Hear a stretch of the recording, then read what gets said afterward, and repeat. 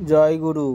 পরম প্রেমময় শ্রী শ্রী ঠাকুর অনুকূলচন্দ্র আলোচনা প্রসঙ্গে 19তম খণ্ডে বলছেন, সাধারণত দোষ, দর্শন, পরনিন্দা ও অপরের দুর্ব্যবহারে আমাদের মনটাকে হিজড়ে দেয়।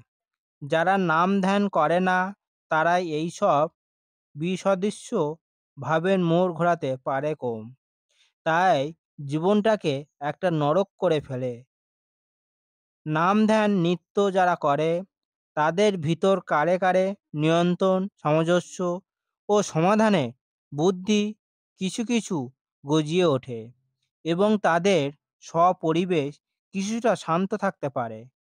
হীনমন্যতা, অহং, বিদ্বেষ ও পরশিকাতরতা মানুষের সব শান্তি কেড়ে নেয়। সে নিজে অশান্ত বলে পরিবেশের সঙ্গেও সুস্থ ব্যবহার করতে পারে না। বন্দে পুরুষোত্তম।